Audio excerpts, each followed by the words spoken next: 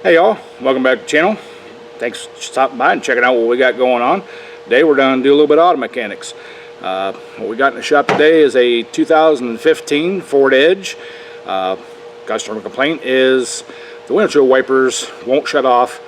About every 29 seconds or so they'll make a swipe, you know, like it's just an intermittent on an intermittent setting, and it's not a continuous problem, it's an intermittent problem. It comes and goes, so I've seen this before. What the most common problem is the multifunction switch up on the steering wheel, up on the steering column, is bad. So we're gonna get into that and switch this out. So hang on, and we'll get inside there, and I'll show you what's involved in doing it.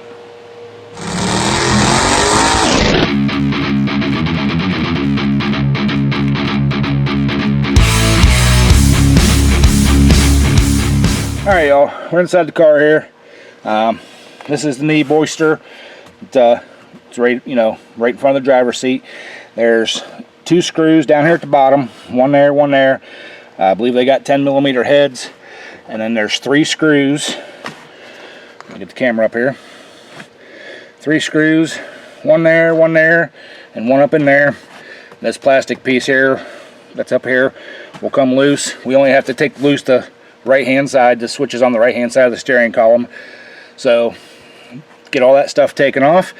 There is a little sensor right here on the other side of the steering column. You'll see a little vent.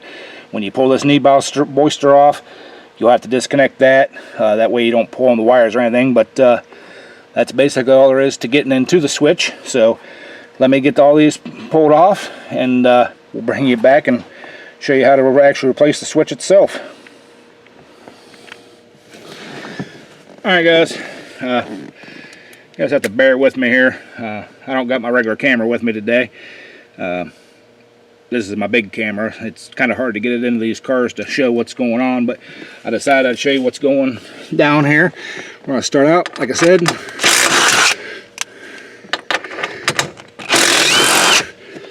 Those are 10mm head bolts. There's that, and then just give it a little tug, it pops out, and I don't know if you guys can see it or not. There's the sensor I was talking about, with the little hose on there and a little plug. We'll get that disconnected, get this completely out of our way, and then we'll get up in here and get those screws out. So let me do that, because I can't do it one-handed, and we'll bring you all back.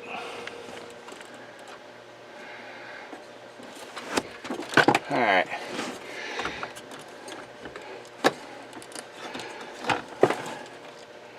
That little hose just pulls off. That just unplugs. Now we can take this out and set it out the side there. So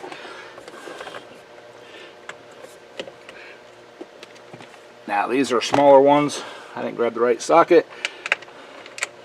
Yep, let me grab another socket, and we'll bring you all back for this half. Alright y'all, this is actually a 7mm head bolt up in here. Get that one out of there.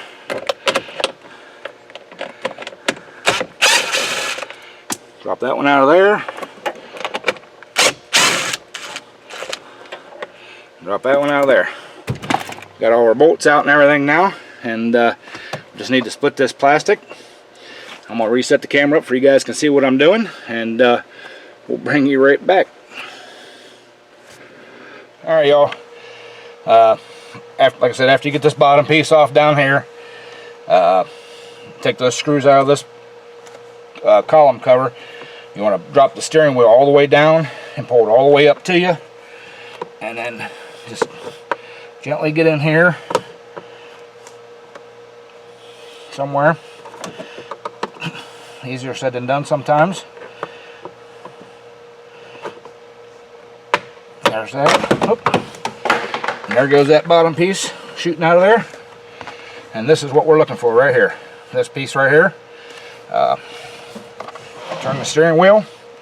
There'll be two supposed to be T15 screws. And it is not a T15. I'm going to have to go get a smaller one. It is much smaller than a T15. So let me go get the right Torx bit, and we'll bring you right back. Alright, y'all. Ended up being a T10. That's what fits it. I had to get into my specialty bit one because my screwdrivers don't have a T10. So just remember that if you're going to do this on your own at home, which you should, because it ain't a hard job at all. Looks daunting, but it's not. And I want to kind of touch on something like that. I know a lot of people have, you know, watched my channel for the small engine and the tractor pulling stuff, and I've been putting some more automotive stuff, and you know, of course, my cooking videos every week. The views have kind of dropped a little bit on the automotive side stuff, and on the cooking stuff. Guys, I put stuff out that I think that everybody, you know, would like to do.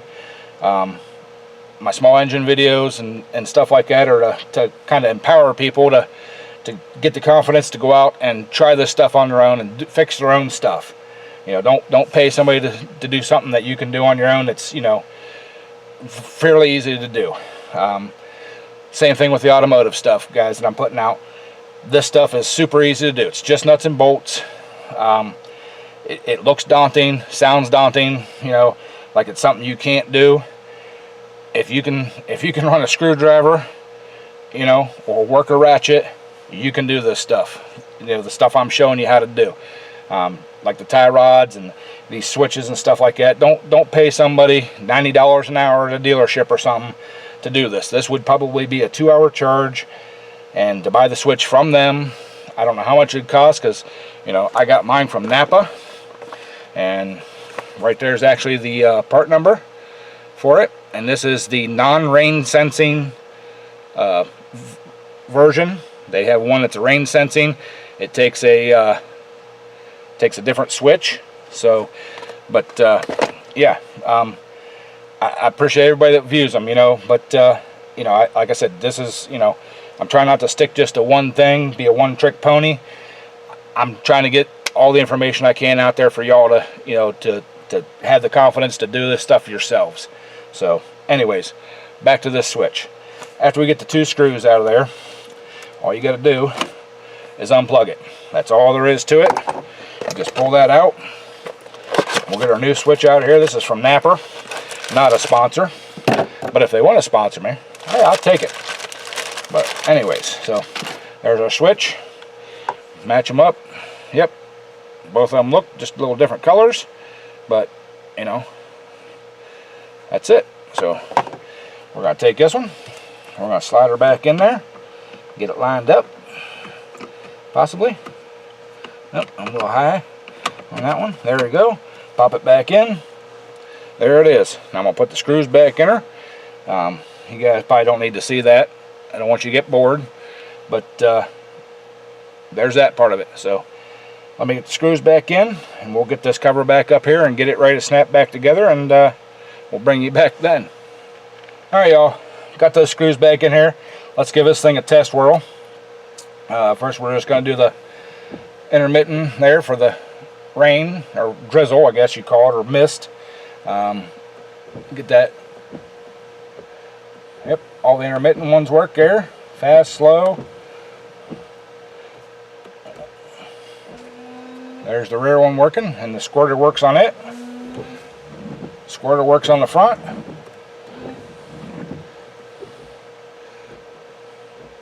So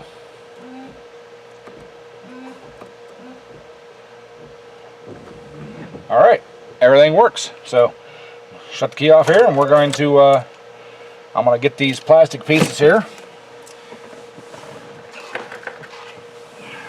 Alright, we got our bottom half of our steering column cover. I'll get it kind of up in place here. I got to get the drop handle through it. There it goes. Make sure that's in place. That's all in place. Flip this piece back down here. Get it over top of that. Sorry if my head's in the way. Get this side piece lined up back here.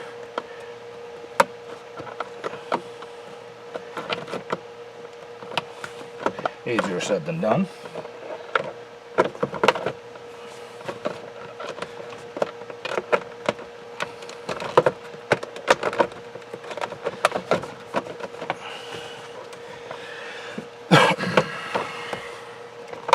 Yep, there we go. There's one piece. I need to get my light up here so I can see what's going on here.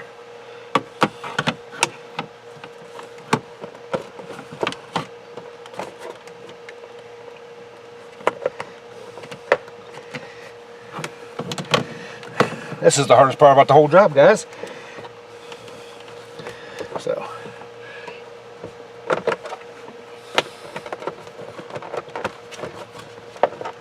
Alright, I'm not going to bore you guys with getting this snap back together. I'm going to have to get contorted in here and probably block you guys this view to see to get it snapped back together. But we'll bring it back when I get it all back together. Alright, y'all. I'll see if I can zoom in here a little bit. The problem I'm having is there's a little hook here that has to go in and flip down. That's why I couldn't get it snapped together. So I'm going to do that. Do it the right way there. Get this piece up here. Get that piece locked in. Let me get the steering column. There we go.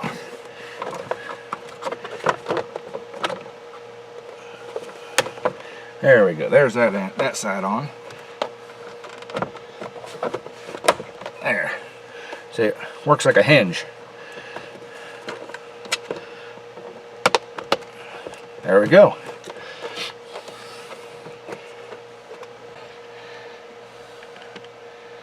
Now I just got to get my head stuck back up underneath the dash here and put the screws back in, and it'll hold it all together. So I just wanted to show you guys that because I've had some comments on some of my videos that, you know, I'm doing stuff off camera and not showing you all, you know, how I'm actually doing it. I'm just telling you how I'm doing it. No. How I do stuff on camera is how I actually do it. If I tell you guys a way to do it, that's the way I do it. Not that those other ways are wrong, but like I said, when I'm doing something on camera, that is actually how I am doing it. You know, I don't use fisher wires or anything like that to feed stuff through. If I'm struggling to get something through a hole or get a belt fed up through, I'm struggling to do it on camera, you know.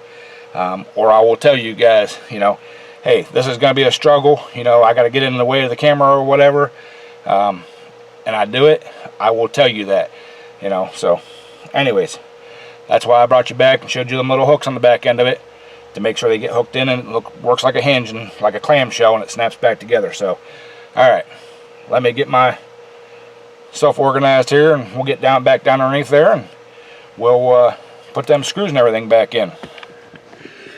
Alright, y'all, I got those got all those started, and we're ready to tighten them down. If I can find my nut driver. Oh, there it is. Hiding stuff from myself.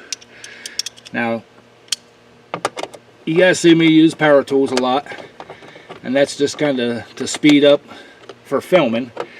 All this can be done with hand tools, basic hand tools, you know. That one needs to be a little bit longer because it's the deep hole, so we're going to put the extension on there. There we go. Alright, those are all tight. Next we're going to put the knee bolster back in and get this thing buttoned up and get her back to the lady. Alright, y'all, got this knee bolster back ready to go in. Slip that little hose on there. I don't know for sure what that does, but it does something. I'm not a big Ford mechanic, you know. I do a few of them here and there, but get that pop back in. All those pop back in. Get our 10mm there,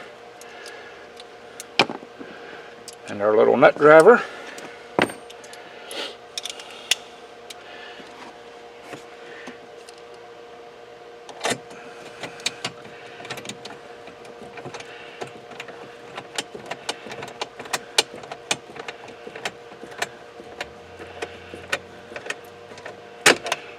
there's that one.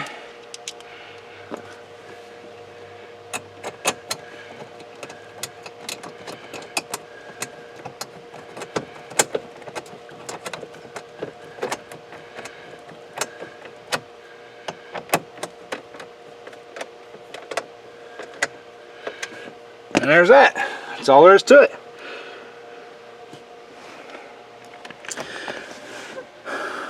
Alright y'all, there you have it.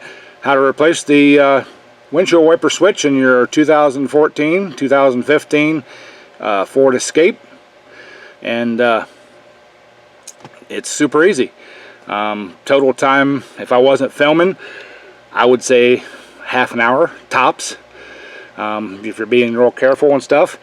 Get out there and try this stuff yourselves, guys, gals too. You all can do it too. It's just, you know, turning wrenches and stuff like that. It's not all that complicated. I would never steer y'all wrong, you know, but you know, don't pay the high prices of the garages. Get out there and fix this simple stuff y'all self. So appreciate y'all stopping by, checking out another one of my videos. Please like, comment, subscribe, do all that. Don't forget about the Sunday weekly live stream, 7 p.m. Eastern time. Come on in. We talk about everything. We talk about the cooking. We talk about stuff like this. We talk about tractors, garden, small engines, pulling, you know, general topics of what's going on in the world. You know, it's just kind of a round robin, what we, you know, of a week's wrap up, you know, and talk about what's going on in the future. So appreciate y'all. Thanks for stopping by. We'll catch y'all on the next one.